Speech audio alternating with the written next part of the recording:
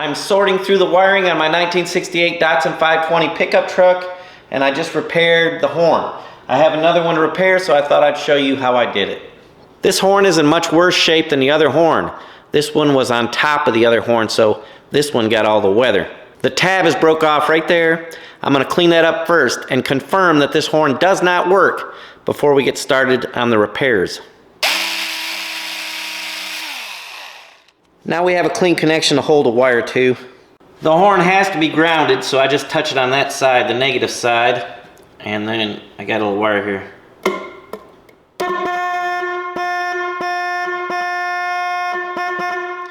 I can't even believe this horn is working. We'll still take it apart. I'll show you what I did to the other one, and we can fix this tab while we're at it. It unbolts. So usually if something unbolts, it can be repaired normally.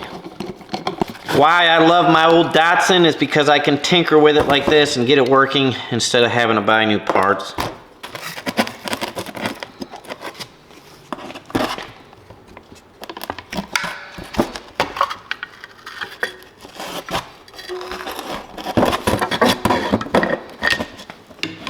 Under this black plate right here, there are contacts. They're like points.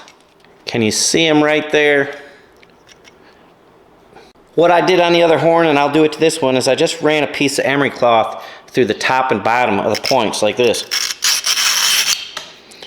That's the top. Now I'll slip it in and do the bottom point. I slipped off, but that's okay. They're clean anyways. They were working. Now I'll blow them off with air, clean them up a little bit with electrical cleaner, and they should work. Then we will have to address this issue right here, the broke off tab. I'm gonna grind this off from this side.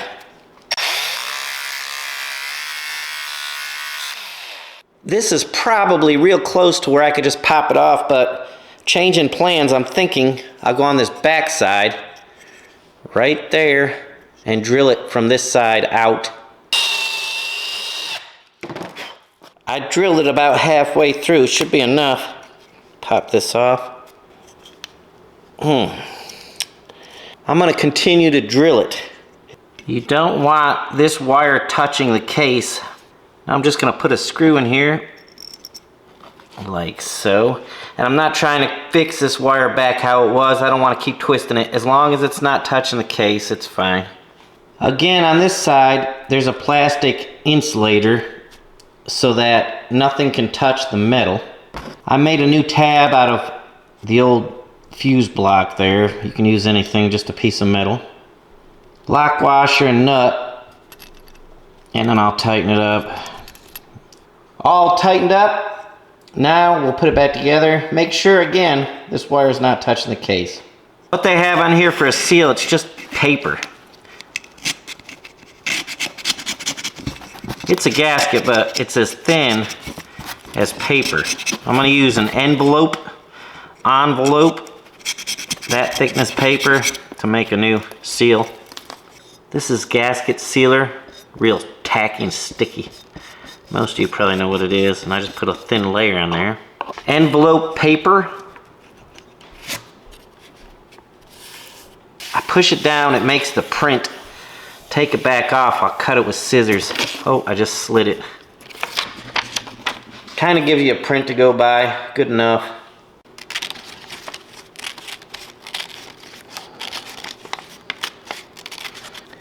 I'll make one more, and I don't have to pop the holes out because the paper's so thin, it's easy to do. One thing I forgot to mention, I should have marked how these housings went together, because I think they can be moved around a little bit. So I'm using my old horn. I've got it right here next to this one to match up how it's supposed to go.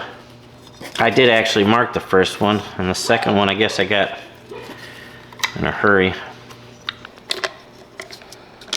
Here's the original tab, and here's the replacement one. Let's see if it works.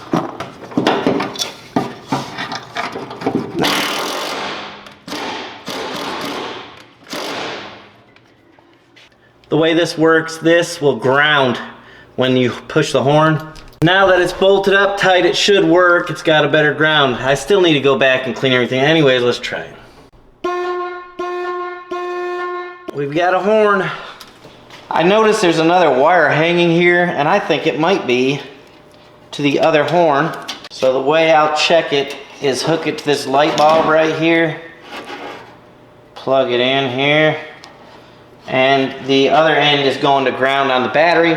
Now I'll hit the horn button and see if it lights up. So, this thing does take two horns. On a 520, one horn is located right here on the driver's side. On a 521, they're stacked on each other right here in the same spot. But on the 520, there's one on the passenger side and the driver's side, as you can see right here. I am the one and only infamous Kentucky Yankee, without a doubt. We'll see you next time.